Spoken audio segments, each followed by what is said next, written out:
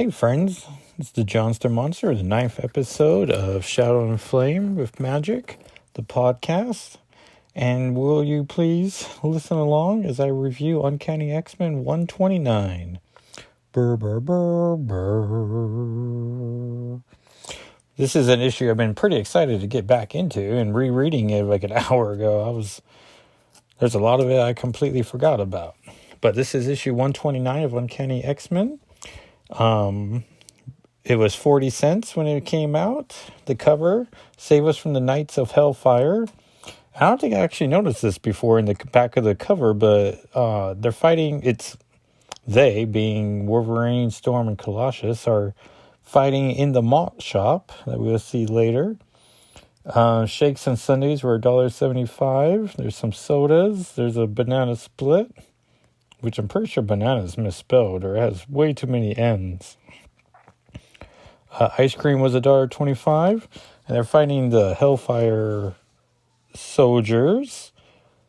Let's see here. This was approved by the Comics Code Authority. And inside covers ad for the crossbone air guns. Let's see here. Cyclops, Storm, Banshee, Nightcrawler, Wolverine, Colossus, Children of the Atom, students of Charles Xavier, mutants, feared and hated by the world they have sworn to protect. These are the strangest heroes of all. Stanley presents the Uncanny X-Men. God spared the child. By Chris Claremont and John Byrne, with Terry Austin, inker, Tom Orchakowski, letterer, Bob Sharon, colorist, Roger Stern, editor, and Jim Shooter, editor-in-chief. X-Men, published by Marvel Comics. January 1980 issue. So this came out 2 years before I was born. So if you ever wonder, Kitty Pryde is 2 years older than me, so she's 42. Math on the mic. Eric Crosby or Tort assumed it, so always warns against doing so. And I guess I should say this. We're reviewing 129 finally because this is the first appearance of Kitty Pryde and the first appearance of Emma Frost. So when I bought this comic back in, I don't know, when did I work at NAU Yuma? Graduated in 2000, So it's probably 2004, which is also coincidentally the year I met my would-be future wife, and then start off as friends. And now tomorrow, November 29th, we're going to be celebrating 14 years of wedding bliss. So that's pretty exciting. I'm proud of myself of accomplishing such a feat. And I would have made this episode 1, but I want to do a Black Panther coverage issue, and now we're gonna do some Kitty Pryde. So here we go. God spare the child. It's always hard to bid farewell to those you love. For the X-Men gathered on the rain-slick landing pad behind Mariah McTaggart's Mirror Island Mutant Research Center, it's harder than most, because they never know if this farewell will be their last. And Cyclops is saying bye to Banshee and Moira. And he says the Blackbird's fueled and checked out, Sean. But he has Blackbird in quotation marks. Like, I'm surprised there's not a copyright symbol there. And Banshee's saying bidding farewell. They're referencing Proteus saga that just concluded last issue. And everyone just needs some rest. But they're sorry to see them go.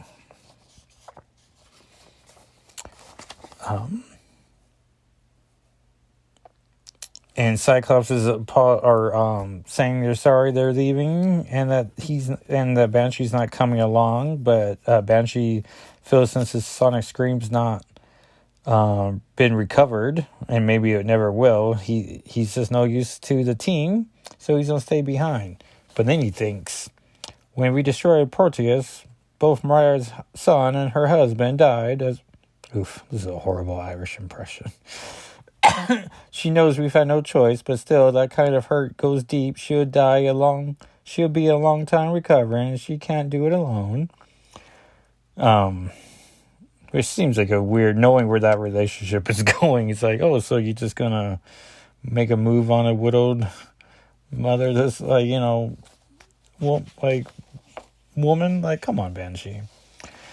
And so then Cyclops is trying to recruit anyone. Like, turns to Multiple Man and asks if he wants to join it. And he's like, I'm Madrox the Multiple Man, but at heart, I'm still just a Kansas farm boy. I'm going to stay on Mirror Island and help Sean and Mariah run the lab.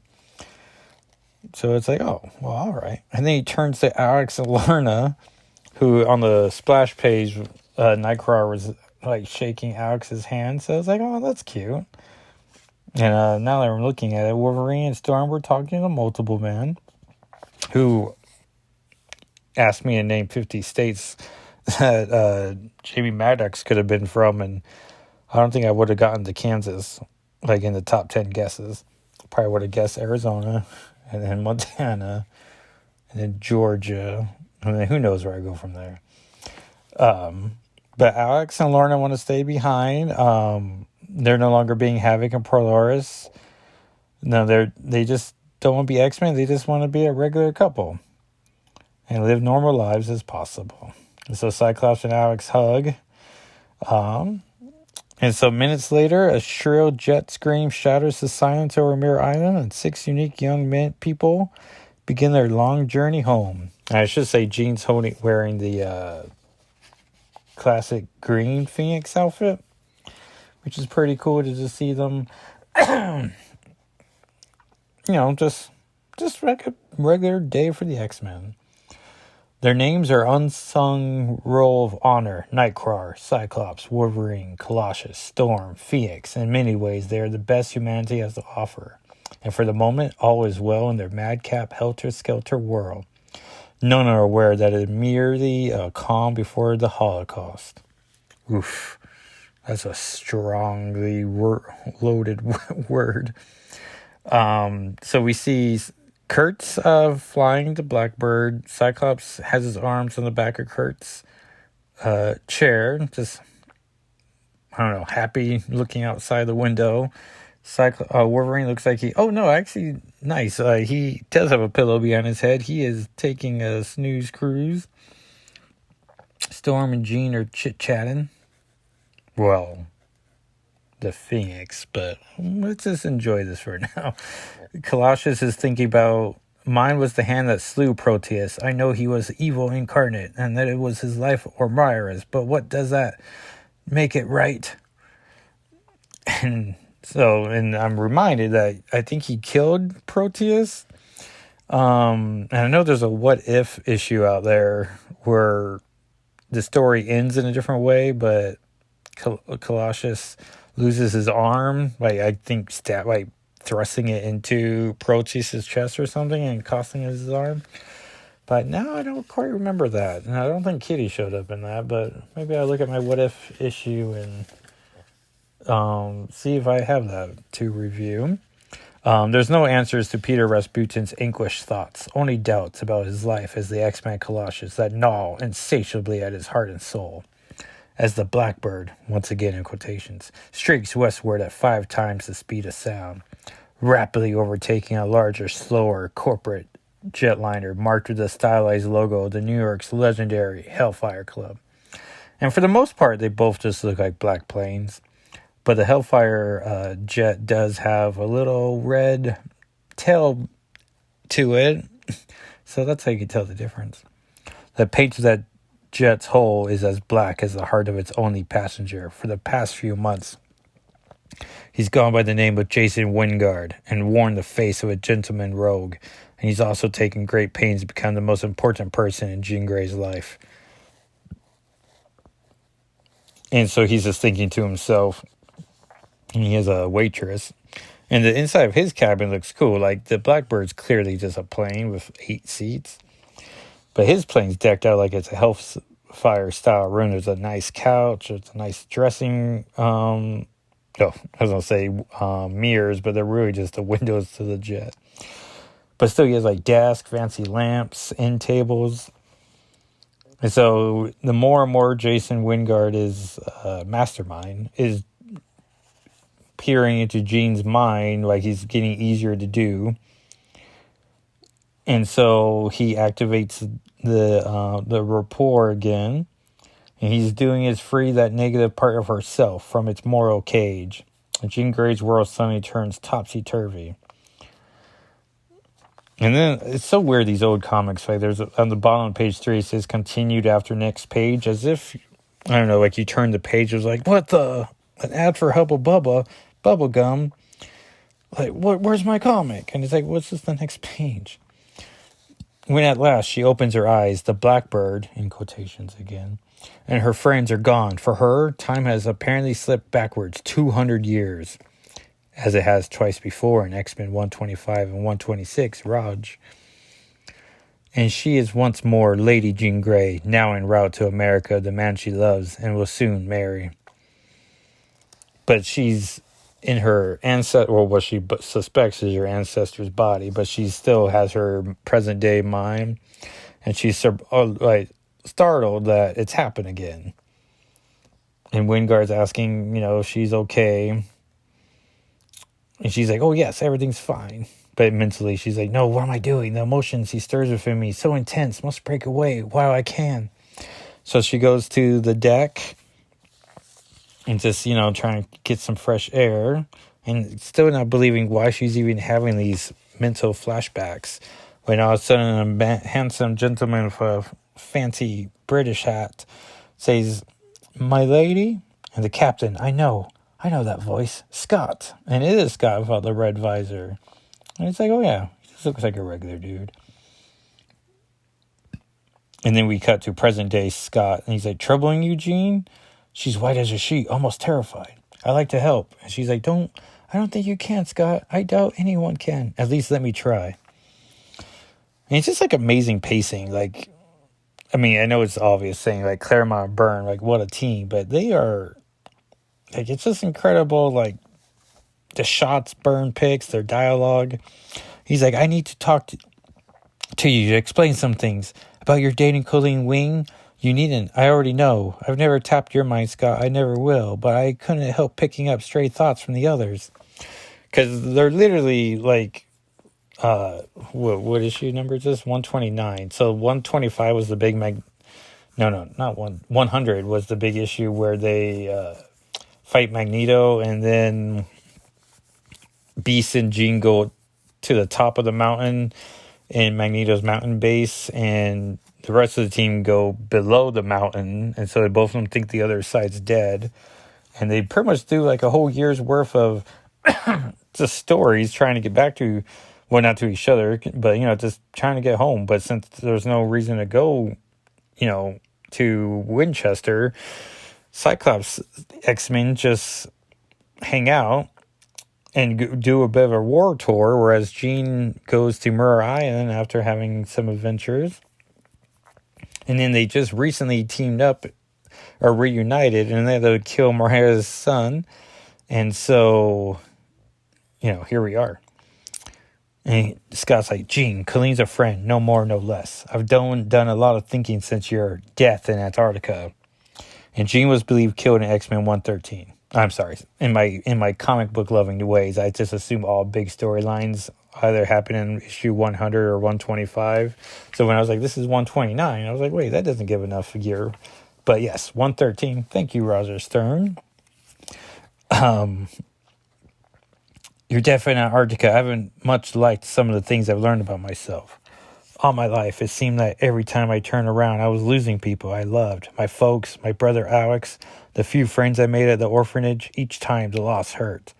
Oh, the orphanage. He doesn't even know about Mr. Sinister and his tangled web. Losing you was a loss I couldn't take. If I allowed myself to feel anything, the grief would have broken me, maybe killed me. When I thought you died, I was like my mind shut part of itself off. I felt nothing. Which is great because, it's great foreshadowing. Like, oh yeah, like we're literally, this is usually thought of as part 1 of the Dark Phoenix saga, which makes sense because it comes right after the Proteus saga. And so it's like, yeah, so if he does lose Jean, or when he loses Jean, like he does, it's like leave the team for a while. So he means it. Like he would be nothing without her.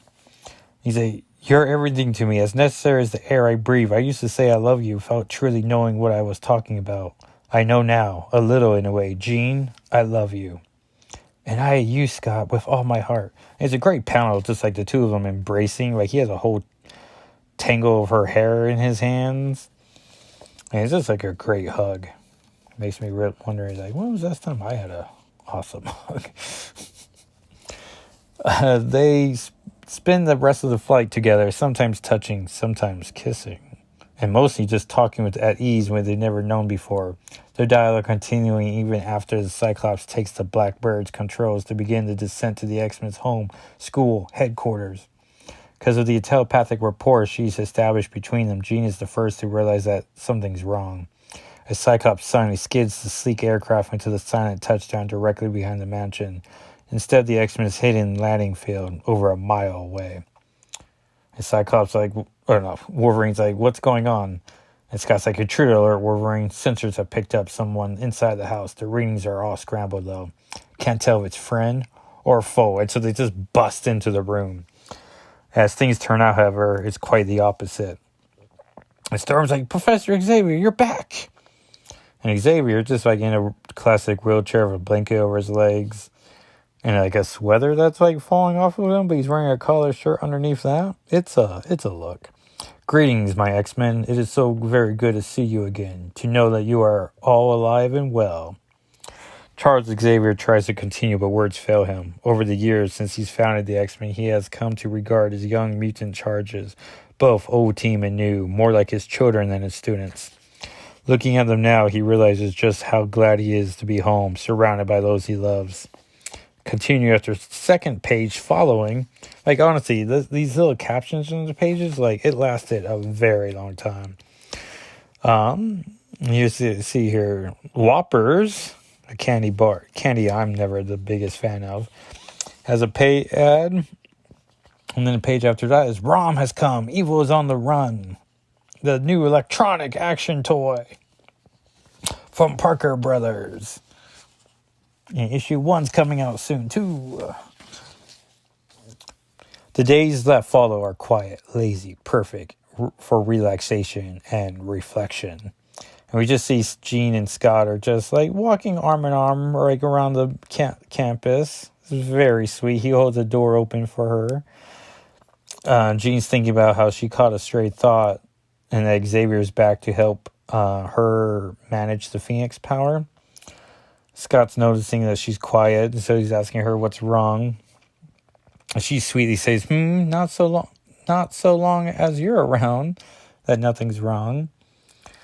And I was thinking you just hear like shouting and a lot, like a ruckus is happening.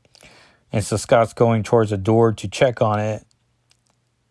And Jean warns him, like, hey, watch out, that thick door leads to the danger room. Which is weird seeing it from the hallway angle of like, oh yeah, it's just a regular door. Like, it says extra thick door, but is it? I guess so. And Wolverine just comes like with a thump. And if someone from inside is like, Wolverine, where are you going? Wolverine! And Cyclops like grabs Wolverine by the arms like, ease up, mister, what's going on here?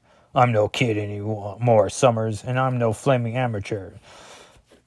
So where does Chrome Dome get off treating me like one? You tell Xavier what I told you, bub. Wolverine don't jump through hoops for nobody. And it's just a great panel of like Jean's like, sounds serious. And Scott's just is like face palming himself, like face palm, like, ugh, I sort of saw this coming. Like, what is happening? Which then begins a nice like the bottom panel and then the whole page of page 11 where Scott's trying to tell Xavier, like, we're not, like, this is a new X-Men. They're practically all new, all different. And it's just like, you know, like when he taught the original 5, you know, they were young, like, students and needed to be taught their powers. But these are all, like, adults practically and already have experience. They're already familiar with themselves. Like, you know, they're more like a found family than a team of, like, you know, classmates, you know, who just work together because they want to work together. You know, they're individuals. So, like, he just gives, like, all these, like, great examples of, like, yeah, like, everything's great. And then without really hearing it, Xavier's like, forgive my bluntness, Scott, but to me, that be tokens of failure of leadership on your part. This is anarchy as a result of your failure to teach these mutants how to be a team. It's like, come on, man. Like, he just spent a year with these guys, or a publishing year. And all of a sudden, before they get more into it, the alarm the cerebral contact alarm beckons. They discover a new mutant, so they have to continue this discussion later. The scanner, and it takes two mutants, both manifesting abilities unknown to Cerebro's memory banks, and both potentially quite powerful. Continue after the second page. This one's for Mighty Marvel's big money-saving holiday offer.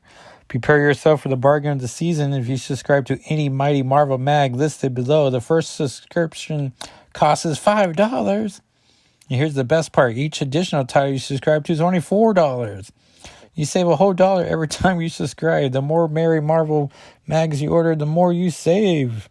So don't delay. The super savings offers expires January 31st, 1980. So order today. Enough said. Which is literally my birthday, but 2 years earlier. And the next page is a ad for a bubble gum, which just rhymes. And then so, Xavier's just barking orders, and Cyclops thinks to himself, like, this is crazy. To him, I'm still the untried kid who's allowed only so much responsibility. The X-Men no more. Which is weird, like, if you think about, like, all the times you have speech bubbles around telepaths, like, clearly Xavier's hearing that thought, but he's just, like, ignoring it. One is in Chicago, one in New York City. That means if we're to contact them as quickly and effectively as possible, we'll have to split the team. You and Jean take New York, Scott. I'll take Colossus, Storm, and Wolverine out with me to Chicago. I want to see how they operate in the field. Which is like, and it pays off the way they break it out that way for who they're about to meet. But so, like the story dictates it. But what a great, because, if it's the other way around and Cyclops and Jean come talk to Kitty, like, it's just one, like, she doesn't meet the characters she's going to really meet. Because it's like Kitty and Cyclops, I know, it's like they have this brief time together on the team. They have Astonishing X-Men together. But I don't know, they're often never on the same team together. That I'm trying to think about. Like, when she came back for the 30th anniversary era, like, he's not on that team. So then we cut to the Hellfire Club, and Wingard's back in New York as well. And he's like, most impressive, gentlemen. Poor Xavier, if only he knew that they have, like, his entire cerebral bugged. And Warhawk did it. And he did that. For those of you wondering who sicked Warhawk on our Merry Mutants back in X-Men 110 and why, well, now you know. Roger Stern just doing his job as an excellent editor. So then we see the Hellfire Club all in shadow. And Shaw is named, because I think we don't really see Shaw until the next issue. Unless he makes... No, because they're clearly covering his face. So he's mentioned this issue, but I think we get the full face reveal in another one. And Shaw says, so are we, Wingard, as the X-Men will soon discover, won't they, my dear White Queen? As you say, Shaw. We see a great panel of Emma Frost, just in her classic outfit on page 14. And in the very next page, my favorite character of all time is finally introduced. Chicago, the Windy City, celebrated in verse by Sandberg and song by Sinatra, home of the world's tallest building, and so, they say, best pizza. 3 million plus people live in this sprawling, tough, passionate, old new metropolis. Our concern, however, is not with the city proper, but with one of its suburbs. Specifically, Deerfield, located roughly 25 miles northwest of the Loop, where on Central Avenue this fine summer afternoon, Catherine Pride is heading home from dance class. She's 13 years old, going on 14, and her world is slowly falling apart. And so Kitty meets Emma Frost, and Cameron and Terry, which is short for Teresa, but we can learn that later. They quickly introduce her to Emma Frost, Kitty, this is Miss Frost. She represents a very good school in Massachusetts.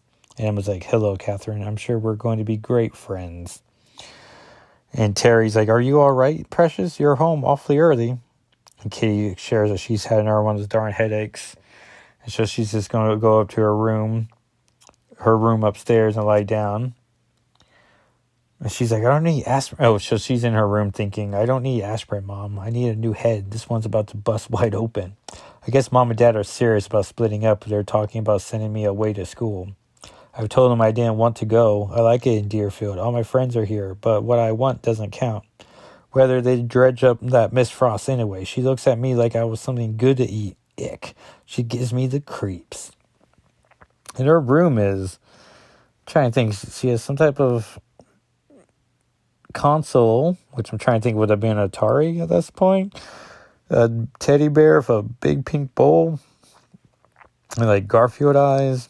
A green clown toy. Some magazines thrown about. A picture of some ballet, which makes sense as she's and Kitty's in an all black dancing unitard, and you can see the Star of David already. She has some great curls for her hair. She has a pink jacket tied around her waist. Just, I don't know, it's just like classic Kitty Pryde, which makes sense as this is first Kitty Pryde, but it's just like, man, like you just already got everything going on. Continue after second page following. Oh, and since we're in 1980, Star Wars. Now from the greatest movie of all time comes the Kenner Star Wars toy collection. Copyright 1979 20th Century Fox Film Corps. New Star Wars Imperial Troop Transporter. New Star Wars Land of the Jawas.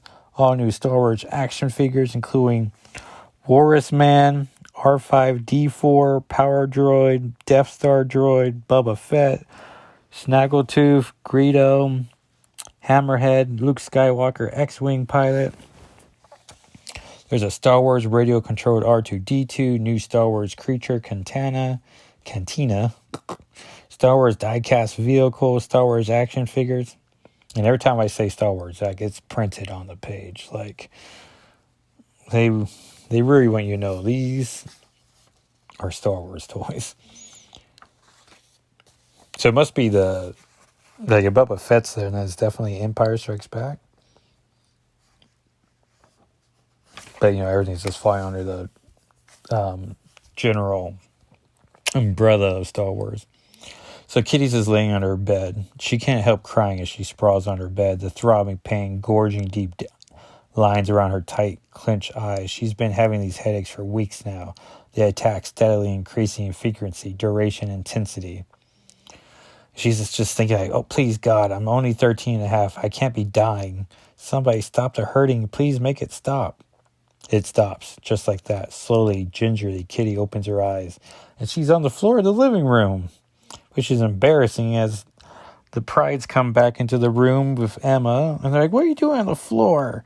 For goodness sake. And so she's embarrassed, and she's like, I just came down for a glass of water. Like, and anyway, she runs back upstairs, and Cameron's just like, what about the glass of water? It's like, it's fine, Dad. I'll get it later. Like, come on. I'm just clearly making things up. Like, let her do some homework. And Cameron's just like, I don't know what's gone into that girl, Miss Frost. I apologize for behavior. You needn't, Mr. Pryde. I understand perfectly. Kitty's at that awkward age. You have my school's brochures. I'll be in touch. As she walks away, you see Xavier being pushed by Colossus, who's just like a mountain of a man. And Storm's there in a very nice dress that pretty much resembles her classic black, like a smock with like a nice dress, also in black with yellow highlights around the borders. So it's like, oh yeah, it's like her superhero costume, but, casual wear. And then Wolverine's in like a nice like 3-piece suit with a fancy man hat. And Emma's thinking to herself, like, oh, the father likes my school, the mother does not. I have to make sure his view prevails. Well, look who's here. Xavier and 3 X-Men right on schedule. And then Wolverine thinks to himself, nice looking frail. Something about her scent, though, raises my heckles on my neck. Wonder why. Which, did people call women frail? Like, as a substitute for woman? Like, nice looking frail. Like, what does that even mean? And Xavier's like, Mr. Pride, I'm Charles Xavier. Which, like, what happened yesterday? Like, so the machine beeps and then both Emma makes a phone call like, hey, I'm going to come to your house. And they're like, sure. And then like 10 minutes later, Xavier's like, I'm coming to your house. And he's like, all right. Like, what happened? Like, did Kitty fill out a form or something? Anyway, so Xavier's like, Mr. Pride, I'm Charles Xavier. Oh, yes, from the School for Gifted Youngsters. Pleased to meet you, Professor. I'm Carmen Pride. Oh, man, I've been saying Cameron, haven't I? It's Carmen. Come on in. And so it must be some time has passed. He's like, this is my wife, Terry. Xavier's like, and unless I'm mistaken, that young lady is the one we've heard so much about. How do you do, Kitty? And she's like peering from like behind a wall upstairs. So it's like, clearly she didn't want to be seen right now. And Kitty thinks to herself, these people are weird. That guy pushing the wheelchair is so huge, kind of neat looking too. And Carmen's like, Kitty, your mom and I have business to discuss with Xavier. Since you seem to be feeling a lot better, you interested in a trip to the mott shop with the students here? My treat. Which, like, how did that work? I did just take out $50 and was like, you grown adults have some fun with my almost 14-year-old daughter. Because clearly, like, Colossus looks like, I mean, I know he's supposed to be 19, but he's like a 30-year-old 19. Like, he should be on the CW. And Storm and Wolverine, I mean, they're clearly adults. And so a real quick change, an 8-block walk and triple scoop, scooper duper ice cream soda later, the kid from Middle America and an African goddess are well on their way to becoming fast friends. So now instead of her dancer blue outfit, she's wearing, I was about to say another classic, but she's wearing, is there a full page shot of this? So she's wearing blue jeans, pink, and like a darker pink crop top and like a pink vest over that. Oh, I should have mentioned on the cover, right? Colossus is holding one of those henchman robots, or Hellfire robots over his head, and he's going to be holding the Brood over his head in Lockheed's first issue appearance in 166, and funnily, that's not a word. Interestingly, there we go. Kitty doesn't show up on her first appearance, nor does Lockheed show up on his first appearance. So Kitty's like, we got black kids in our school world, but none of them look like you. I mean, white hair and blue eyes. And Storm's like, so far as I know, Kitty, I am one of a kind, and so are you. You mean because I'm so smart? No, something else, Kitty. Have you ever heard of the X-Men? Continue after the second page following. And we have Mago introduces elastic superheroes with the Hulk and Spider-Man. And then they're really pushing Rom with his first comic coming out by Bill Manto and Sal Buscema. Two legends. I prefer my Sal Buscema on Spider-Man, as paired with my favorite Spider writer, J.M. DeMantis. Together, they're my favorite Spider-Man creative team. If they ever release like the Spectacular Spider-Man Omnibus, like I'll pre-order that immediately. And Kitty's like, sure, they're superheroes or something, like the Avengers. They were just in a big fight in Scotland. Hey, are you them? We are. Professor Xavier said it was all right to tell you. Gosh, can I have your autograph? And Storm's just like, I don't know, just loving Kitty, as we all immediately are doing so. And so she thinks, so much energy and life and joy. If not for an accident of war, I might have been like this at Kitty's age. Instead, I'm walking along alone across the Sudan. I hadn't learned I could soar on the winds in that desert. I almost died. Where it's like, oh, poor Storm. And then that reminds me, in the background, you can see Colossus and Wolverine are by the magazines. And Wolverine's smirking as he's looking at a Hustler magazine, which is for our younger listeners, but like it's like a Playboy, which also younger listeners are probably like, It's a Playboy. Honestly, I don't know. Is Playboy still a thing? Like, as far as I know, like, it went away when Maxim went away, right? And there was one like MHF or something like that, right? Or FHM? Who knows? Anyways, Colossus looks like he has a real like look on his face of like, what? Like, what is this? And the I was about to say bartender, but the owner of the malt shop does not like those two guys. And meanwhile, and the owner taps Wolverine on the shoulder, who's now moving on to Penthouse. It's like, this ain't no library, fella. You want to read the magazine? Buy the magazine. And Wolverine all smiles like, I don't like being tapped, bub, or ordered around. And Colossus is like immediately telling like where this is heading. He's like, Wolverine, no. He's like, I don't like people reading about pain. Want to make something of it? Where it's like, oof. Like, this guy is not like I wouldn't even say he's a 30-year-old malt shop owner. Like, he's clearly in his 50s. And Wolverine's like, I thought you would never ask. As he, like, literally is grabbing that guy's apron. And Colossus is like, Wolverine, behind you. And we get and so Wolverine's putting the penthouse away, but then we see a cover of Playboy. And we hear a Scars rush as 3 androids come, like, blasting through, and people are just freaking out. Except I like how Storm's just like standing up, ready to get into battle.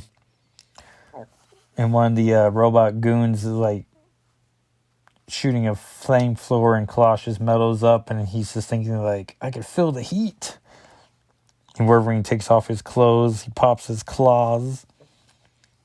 He said, fellas, I don't know who you are, and frankly, I couldn't care less. But right now, you're the answer to the Wolverine's prayers.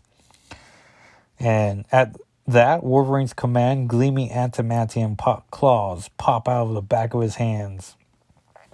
But then he goes to slice one of the henchmen, and his claws just bounce right off of it due to a force field. And then he falls on a table right next to Kitty, who's sort of, panics, and phases right through a wall. That kick sends her a lot farther than she anticipated. The blow hurls Wolverine the length of the shop. Instinctively, and with a yelp of mingled surprise and fear, Kitty Pryde kicks herself backwards to get out of the way. It's just she's outside thinking to herself, I'm outside. I pushed myself right through the wall, but that's impossible. Feel so tired, dizzy, never felt this way before. Want to stay awake, but can't. Continue after second page following. Like, this is a weird word, like, and I don't know, it's just a bunch of small ads about comics and Atlas Body and comic collectors. And then Star Wars is clearly still a big deal. He's like, hey kids, enter Star Wars Super Stakes. You could win $5,000. And the second prize is a cool looking gas-powered pickup truck you can drive with a truckload of popular NPC kits. Third prize is a Millennium Falcon kit. Fourth prize is Darth Vader head kit. Fifth prize is 1,000 other exciting NPC model kits.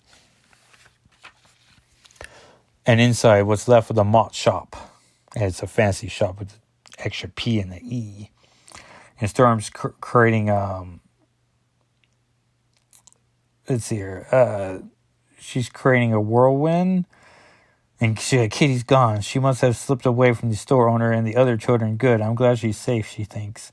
I wish I could say the same for me. I'm hitting the villain with all my elemental powers. Wind, rain, lightning. Yet, for every attack, he has a defense. And Wolverine's like slashing out another one, but finally gets through the... Wolverine realizes that they were each built to counter one of the X-Men's... So 3 robots, each to counter... each of the X-Men. So in a classic cartoon strategy, they decide to switch partners. So he attacks the one attacking her, and he's able to slash that one right through. And so Storm, seeing that it works, she uses her wind powers to blow another one right past with the force field. Who knows what... I guess the one fighting Colossus was just really strong. They can, and they do. Colossus finishes the job. He just like hits the back of the head. And Colossus asks, like, we have done well, my friends. I think even Professor Xavier would have appreciated our skill in this battle. Which I guess is weird because Xavier clearly does not see them in their field. But he's just smoozing with the prides. And Storm says, perhaps I wish Scott was here. These men knew our powers and how to defeat them, but how? And so Wolverine wants to like shake these guys and get some answers. And he finally puts on his mask. And then all of a sudden, and suddenly, to their surprise, they're taken out by a mental assault, force bolt. They fight the mental ambush using psychic techniques taught them by Professor X and Phoenix, but the outcome is never in doubt. With a smile, Emma Frost, the White Queen, watches them fall. And Emma's like, they're unconscious. Load them aboard the hovercraft. And one of the Hellfire goons is like, yes, madam. Wingard was right. These young people know their business, but the Hellfire Club knows every facet, every parameter of their mutant powers, their strengths, their weaknesses, how they fight, how they think. That gives us an unbeatable edge.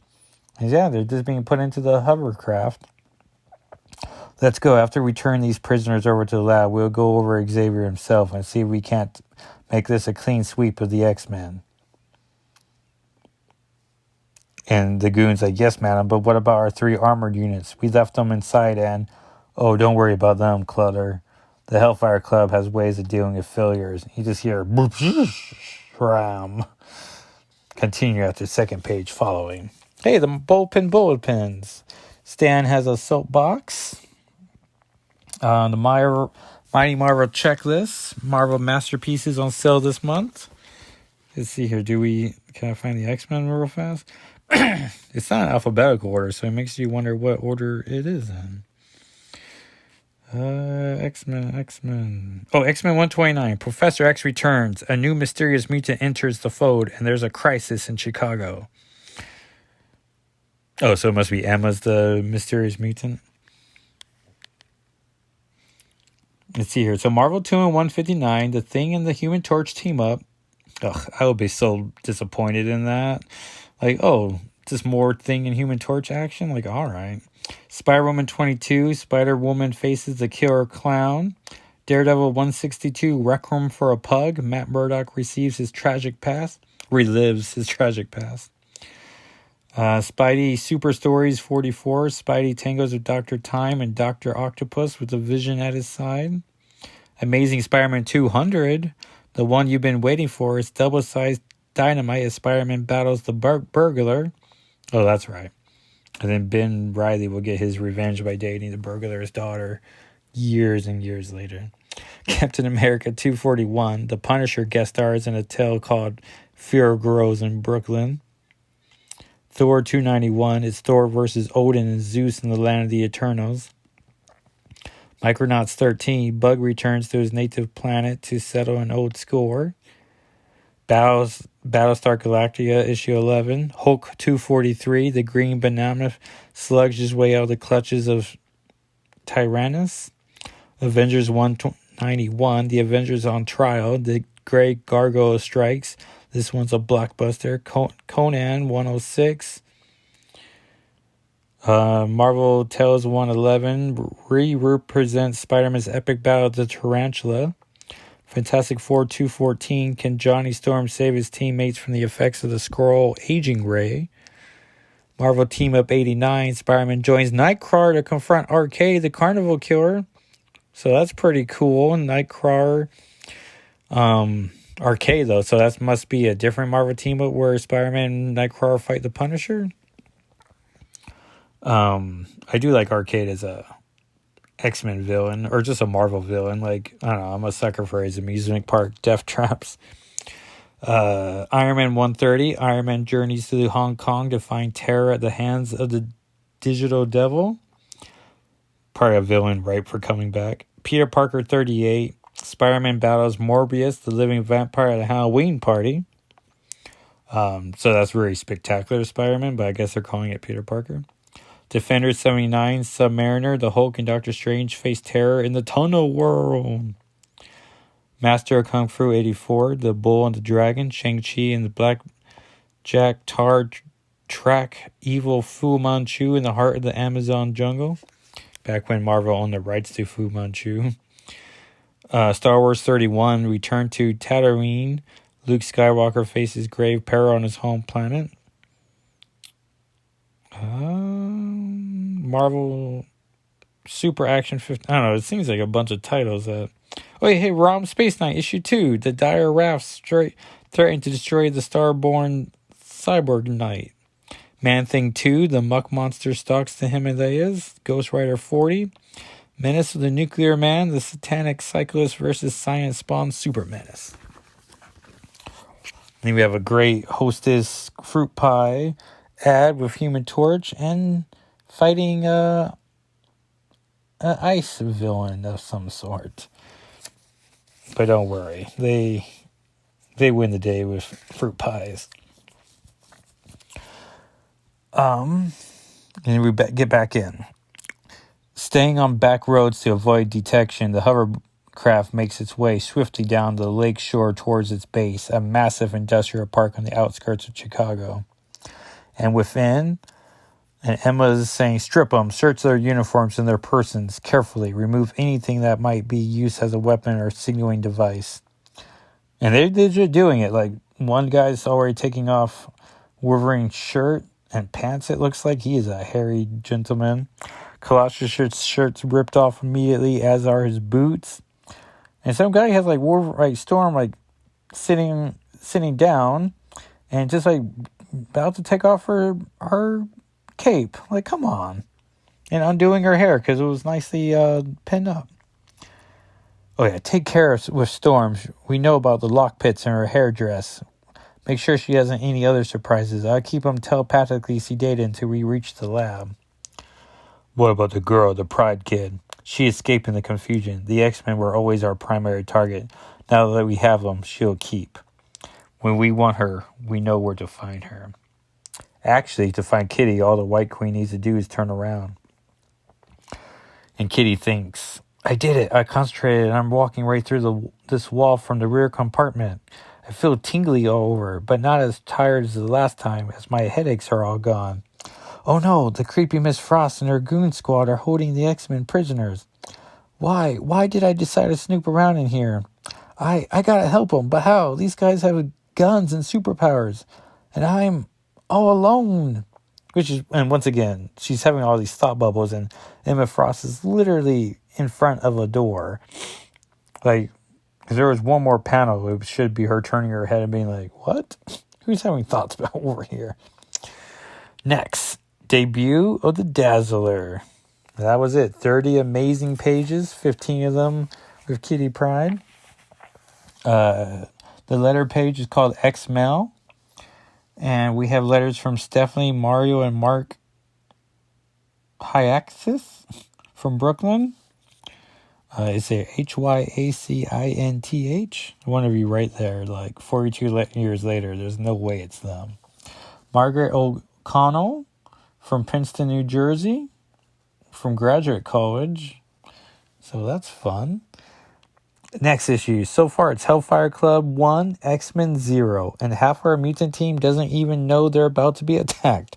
In addition, we present more on cute Kitty Pryde and present yet another brand new mutant, the mysterious Dazzler, plus more of Jason Wingard and his plans for Phoenix. Be here in 30, people.